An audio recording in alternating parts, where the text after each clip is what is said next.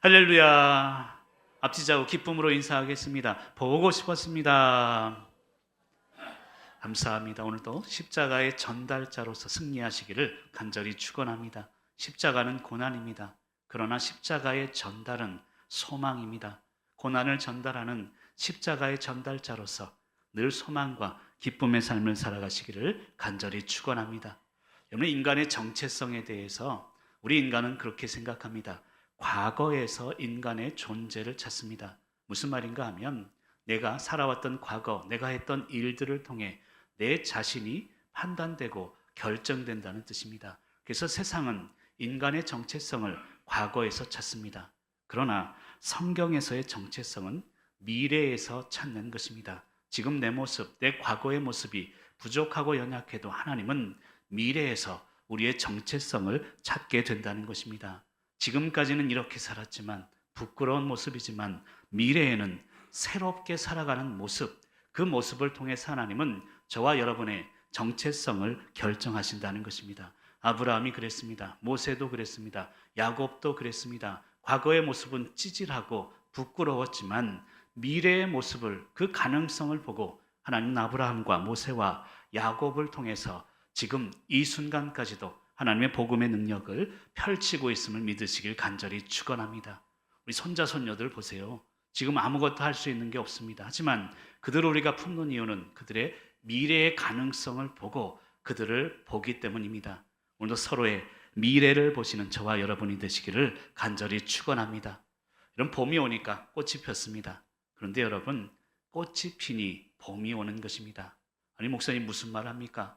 겨울이 지나서 봄이 오니까 꽃이 피는 것이죠 라고 설명을 하신다면 제가 지금 드리는 것은 영적인 순서를 이야기하는 것입니다.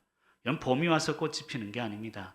내가 웃고 내가 기뻐하면 봄이 오는 것입니다. 그게 영적인 원리임을 믿으시길 간절히 축원합니다. 오늘 얼굴들 보니까 다 굳으신 것 같은데요. 저희 장모님이 저를 보고 뭐라고 한다고 했죠? 웃어방 그럽니다. 저보고 한번 불러주시길 바랍니다. 시작. 감사합니다. 여러분, 지금 웃으니까 이곳이 봄이 된 것 아닙니까? 영적인 원리는요, 봄이 되어서 꽃이 피는 게 아닙니다. 힘들고 어려워도 내가 웃고 내가 꽃이 되면 지금 모든 상황이 봄으로 변화될 줄 믿습니다. 그러나 목사님, 실상은 그렇지 않아요. 살다 보면 힘들고 진심을 몰라주니 힘든 것입니다. 그리고 진심을 몰라주니 외로움을 느낄 때가 많은 것이죠. 옆에 있어도 내 진심을 몰라주면 그것이 못내 섭섭한 것이 부부관계고 우리의 친밀한 관계가 아닐까 생각이 듭니다. 그런 면에서 지난번에도 설명드렸지만 성도는요, 외로운 존재가 아니라 고독한 존재가 될 수 있어야 합니다. 이번 한 주간 외로움과 고독에 대해서 깊이 있게 고민하게 되었습니다. 목회를 하면서 참 외롭다라는 생각이 들 때가 있고 여러분도 마찬가지겠죠. 그러나 고독하셔야 합니다. 여러분, 외로움과 고독이 무엇일까? 또 고민하다 보니까 저는 저 나름대로 이런 결론을 내렸습니다. 외로움이란 나 혼자뿐이구나를 깨닫는 과정이라면 고독이란 나 혼자가 아니구나, 이것을 깨닫는 과정임을 저는 일주일 동안 말씀을 준비하고 기도하면서 깨닫게 되었습니다. 왜일까요? 여러분, 외로움을 느끼면 나 자신 속으로 숨게 됩니다. 하지만 고독이라는 상태를 통해서 하나님을 보게 합니다. 하나님 안으로 들어가게 합니다. 그리고 결국 나 혼자가 아니었구나, 하나님이 함께 하셨구나, 나 혼자였던 때가 한순간도 없구나, 이것을 깨닫는 것이 바로 고독의 능력입니다. 하나님을 바라보는 그 말씀을 통해서 오늘 사순절을 보내는 여러분의 마음을 돌아보는 저와 여러분들이 되시길 간절히 축원합니다. 오늘 설교의 제목이 긍휼과 청결의 사순절이라는 제목입니다. 긍휼 그리고 청결, 이게 무엇인지를 분명히 깨달아야 되는데요, 이따 자세히 설명하겠지만 첫 번째 긍휼이라는 것은 한마디로 관점의 변화를 의미한다고 설명할 수 있습니다. 우리가 역지사지란 이야기를 하죠. 상대방 입장, 내 입장을 바꿔보면 이해가 된다는 것입니다. 그러나 조금 더 나아가면 역지감지가 되어야 합니다. 상대방의 감정, 감동, 이것을 내가 전적으로 느낄 수 있어야 된다는 것입니다. 서로의 감정을 서로 바꿀 수 있는 것, 관점을 바꾸는 것이 긍휼임을 믿으시길 바랍니다. 여러분, 인간은 각자만의 생각의 프레임이 있습니다. 생각의 틀이 있는 것이죠. 살다 보면 경험과 그 자신의 겪었던 고난과 아픔을 통해서 생각의 틀이 결정되게 됩니다. 어쩔 수 없습니다. 그러나 긍휼이란 것은 상대방의 생각의 프레임 속에 내 생각의 프레임을 맞추는 것을 의미합니다. 상대방을 나에게 맞추는 게 아닙니다. 내 생각의 틀을 상대방에게 맞추어 갈 때 진정한 긍휼의 삶을 누리게 될 줄 믿습니다. 두 번째로 그럼 청결이란 무엇일까요? 한마디로 설명을 드리면 빈틈이 없는 상태를 의미한다고 할 수 있습니다. 하나님과 나 사이에 빈틈이 없어야 합니다. 빈틈이 없다는 것은 비밀이 없다는 것을 설명하는 것입니다. 사랑하는 성도 여러분, 하나님과 나 빈틈이 없는 사순절이 될 수 있기를 간절히 축원합니다.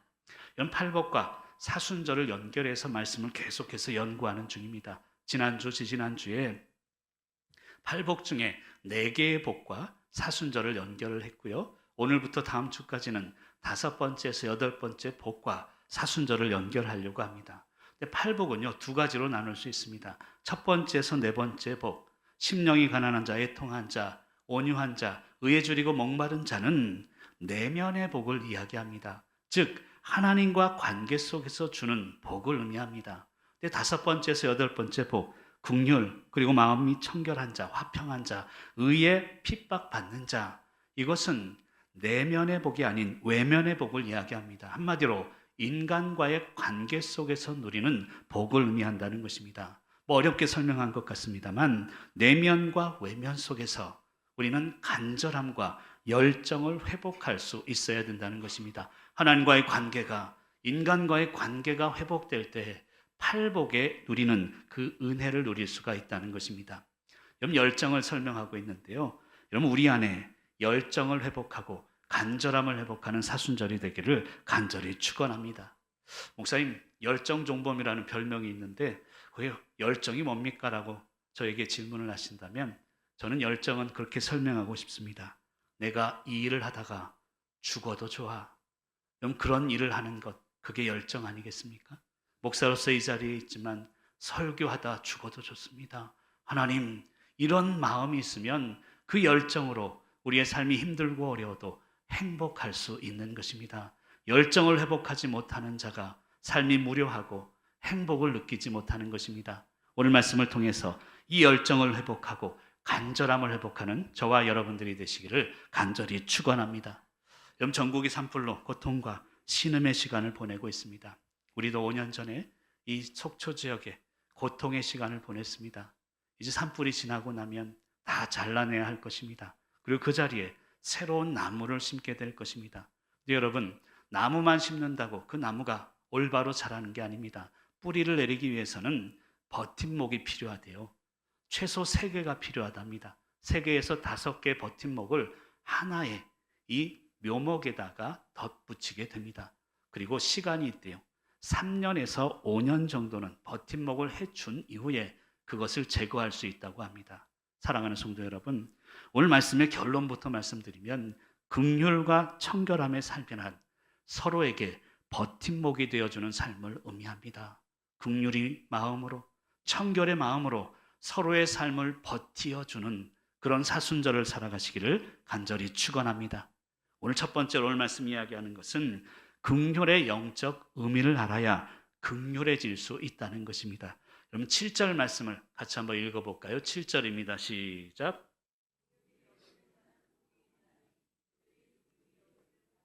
아멘. 여러분, 7절은 긍휼에 대한 이야기를 하고 있습니다.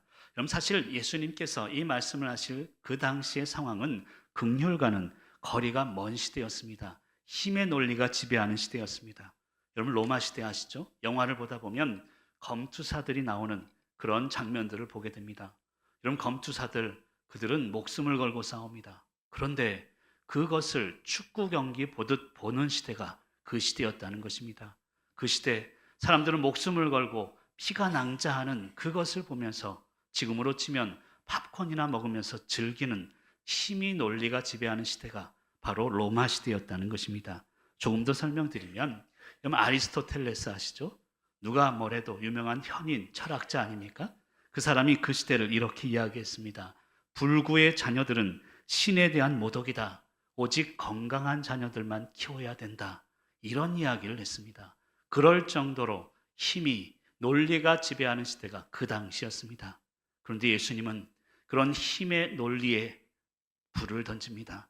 긍휼함을 이야기하고 있습니다. 사랑하는 성도 여러분, 오늘 긍휼의 의미를 분명히 깨닫고 지금도 마찬가지 아닙니까? 돈이 전부인 시대, 권력이 전부인 시대 속에서 긍휼함으로 승리하는 저와 여러분들이 되시길 간절히 축복합니다. 첫 번째로 긍휼함이라는 것은요, 그 의미가 있습니다. 큰 존재가 작은 존재를 품은 상태를 긍휼함이라고 할 수 있습니다. 야고보서 2장 13절에 보면 그런 말씀이 있습니다. 긍휼은 심판을 이기고 자랑하느니라 라고 표현합니다. 우리는 어떤 상황을 만납니다. 사람을 만날 때 심판하기 쉽습니다. 판단하려고 합니다. 하지만 긍휼이 심판을 이긴다는 그 개념은 작은 그 마음을 큰 마음이 품을 수 있다는 것을 의미하는 것입니다. 저는 교회, 속초교회를 섬기면서 우리 성도님들에게서 천국의 얼굴을, 천국의 웃음을 볼 때가 있어요. 그때가 언젠가 하면 여러분 손자, 손녀들 올 때 그 모습을 보면서 얼마나 천국의 얼굴인가를 느낍니다. 여러분 시편 103편 13절에 보면 이런 말씀이 있는데요. 같이 한번 읽어볼까요? 시작.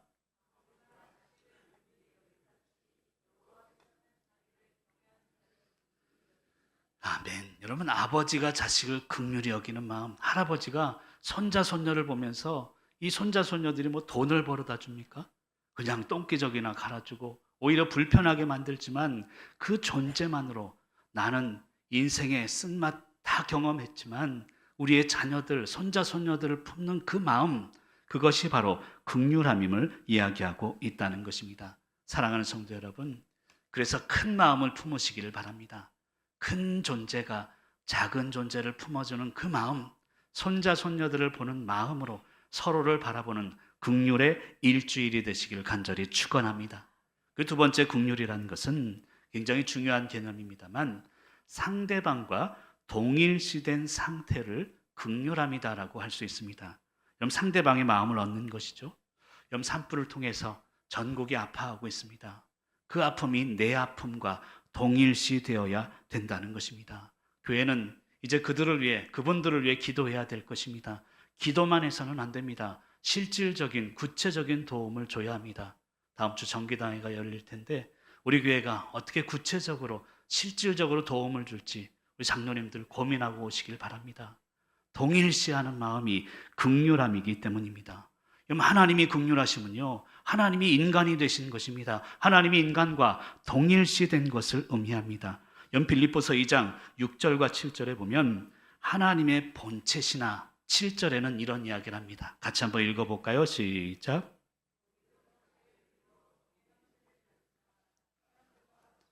사람들과 같이 되셨고 하나님이 인간과 동일시된 그 마음, 그것이 긍휼의 마음이고 그 성육신 사건을 통해서 우리 인간이, 온 인류가 구원을 받게 된다는 것입니다. 목회를 하다 보면 가끔 만나는 사람이 있습니다. 어떤 분인가 하면 목사님 난 틀린 말 절대 안 합니다. 그런 분들이 계세요. 사실 틀린 말이 상처를 주는 게 아니거든요. 옳은 말인데 상처를 줄 때가 많습니다. 여러분 오해하지 마십시오. 그렇다고 틀린 말 하라는 이야기가 아닙니다. 한번 따라해 볼까요? 옳은 말이지만 배려 있게 합시다. 여러분 옳은 말을 할 때 배려가 담기지 않으면 마음을 얻을 수 없습니다. 옳은 말이라고 함부로 해서는 안 됩니다. 옳은 말일수록 상대방의 입장에서 배려 있게 하는 말, 상대방과 내가 동일시되어서 상대방의 아픔을 느낄 수 있는 긍휼의 마음으로 승리하시길 간절히 축원합니다. 지난번에 어느 분이 목사님 우리 남편 하는 말 중에 가장 기분 나쁜 말이 뭔지 아세요? 그러더라고요.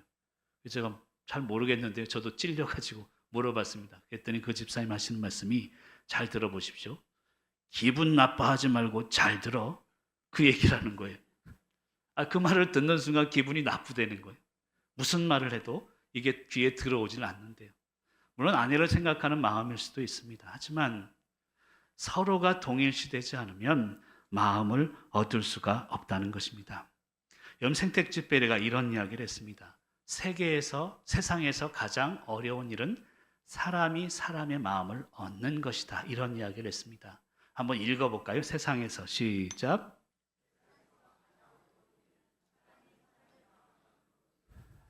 각자의 얼굴만큼 다양한 각양각색의 마음에서 순간순간에도 수만 가지의 생각이 떠오르는데 그 바람 같은 마음을 머물게 한다는 건 정말 어려운 거란다.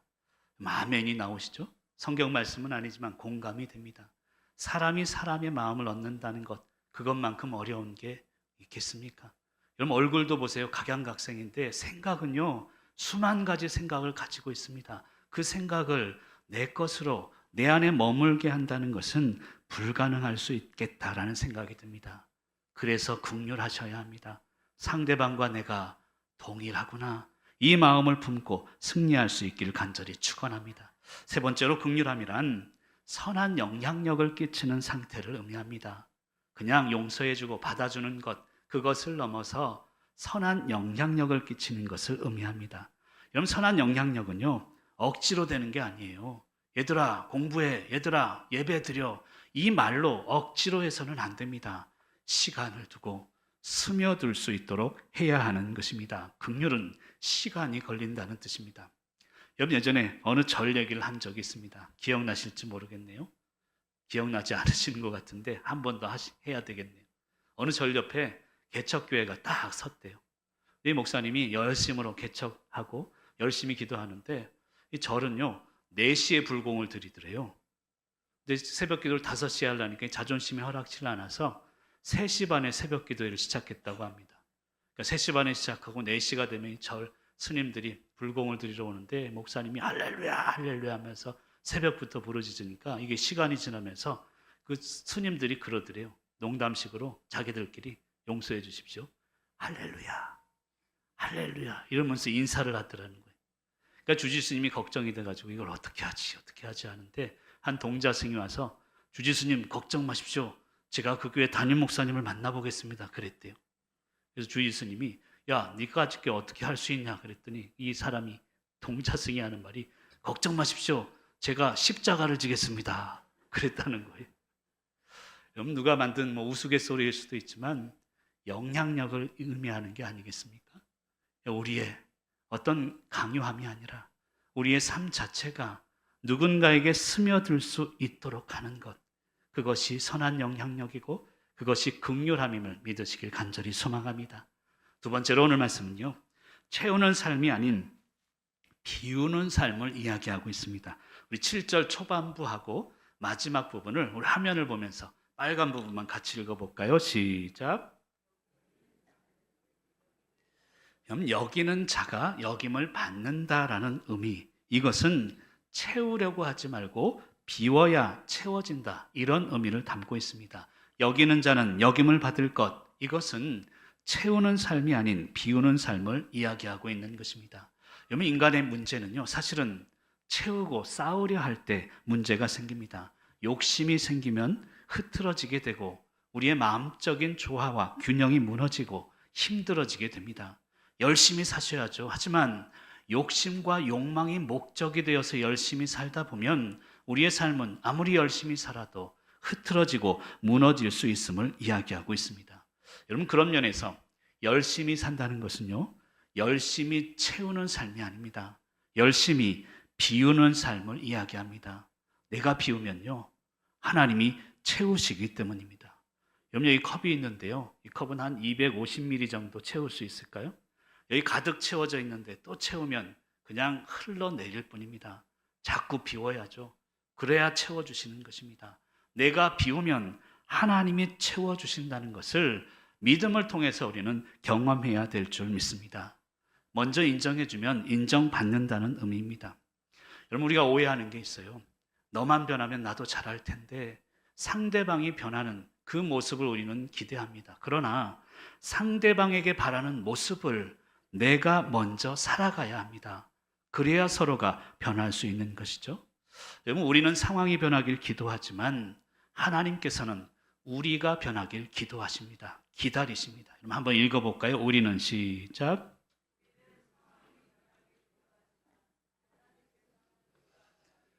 그럼 새벽 예배 때마다 금요 기도회 때마다 무엇을 기도하십니까? 하나님 이것 저것, 그리고 하나님 저 사람 변화시켜 주세요.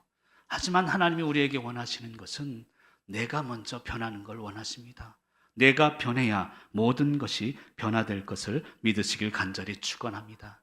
내가 변하고 내가 비워질 때 하나가 될 수 있고 연합할 수 있다는 것입니다. 연합 이야기를 하다 보면 저는 그런 생각이 들어요. 혼합과 연합은 좀 다릅니다.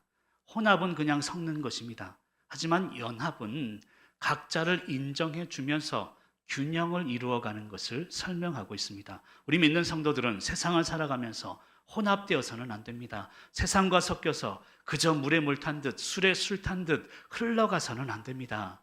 다만 연합할 수 있어야 하는 것입니다. 사랑하는 성도 여러분, 오늘 주시는 말씀을 통해서 진정한 연합의 삶을 누리시길 간절히 축원합니다.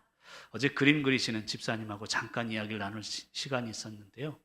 이 색깔을 만드는 게 힘드시대요. 물감은 딱 정해져 있는데 그 물감을 서로 섞어서 새로운 색을 만드는 게 힘드시다는 거예요. 그래서 어떻게 하세요? 집사님 그랬더니 옆에다가 하얀 도화지를 놓고 만들어 놓고 한번 그려본다는 거예요. 그리고 이게 마음에 안 들면 또 섞고 서로를 균형 있게 만들어야 새로운 색깔이 만들어진다는 것을 믿으시길 간절히 축원합니다. 연합, 하나됨. 여러분 사실은요, 우리 모두는 누군가의 희생으로 살아가고 있음을 잊어서는 안 됩니다. 부모님의 희생, 그리고 누군가 내가 알지 못하는 사람들의 기도를 통해서 우리가 은혜를 입고 살아가는 것임을 잊어서는 안 됩니다. 여러분 그런 말이 있더라고요. 곡식은 농부의 발소리를 듣고 자란다. 그런 말이 있습니다.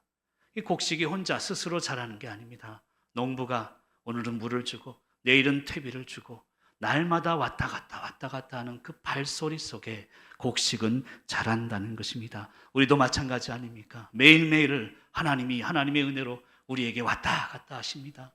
우리의 삶 가운데, 직장 가운데, 여러분의 사업 가운데 하나님의 발소리를 들을 수 있어야 합니다. 마찬가지 아니겠습니까? 우리의 도움을 필요로 하는 누군가 지금 있는 것입니다. 그들에게 날마다 다가가는 영적인 발소리로 승리하시기를 간절히 축원합니다.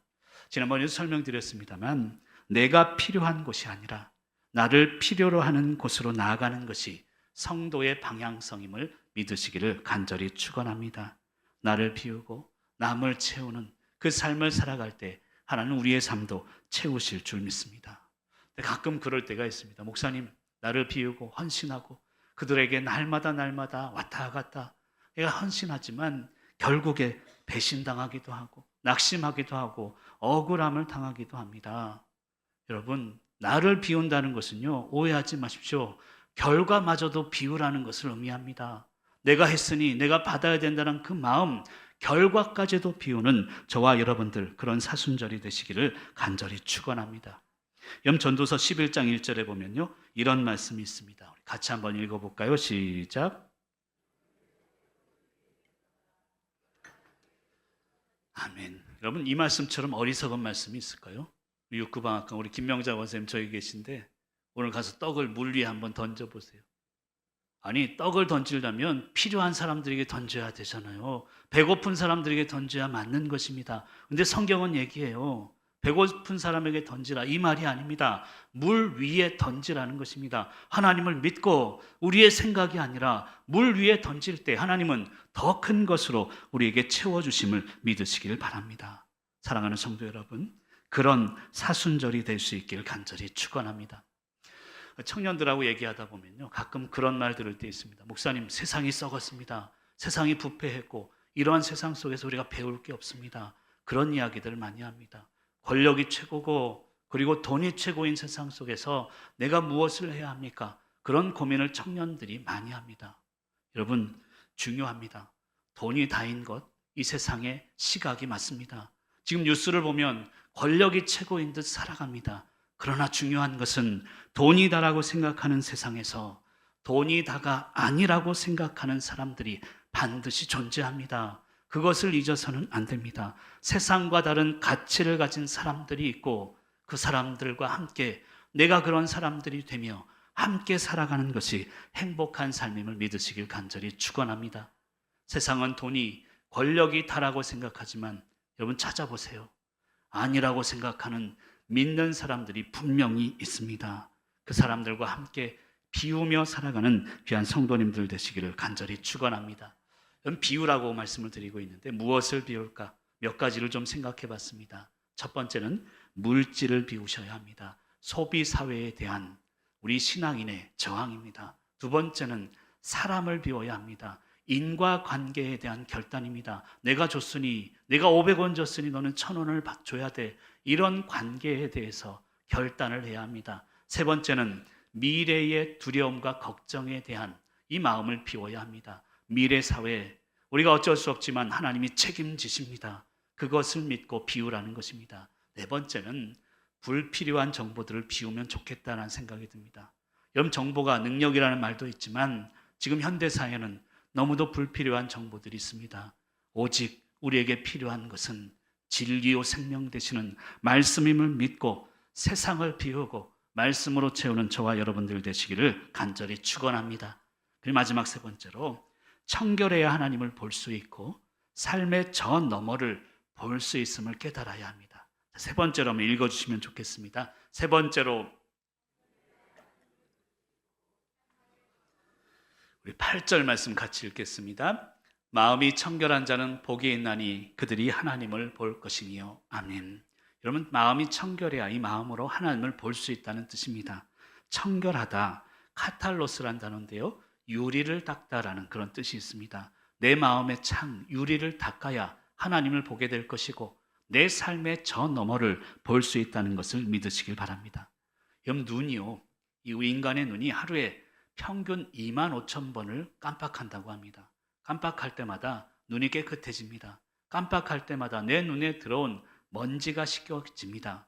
그리고 깜빡깜빡하지 않으면 우리 눈앞에 있는 것조차 흐려서 볼 수 없다는 것입니다. 그래서 에베소서 1장 18절과 19절은 이런 말씀을 합니다. 너희 마음의 눈을 밝히사. 마음의 눈을 밝혀야 나를 부르신 소망을 보게 됩니다. 기업의 영광의 풍성함이 보이게 되는 것입니다. 하나님의 능력이 지극히 크구나, 이것을 마음의 눈으로 볼 수 있다는 것입니다.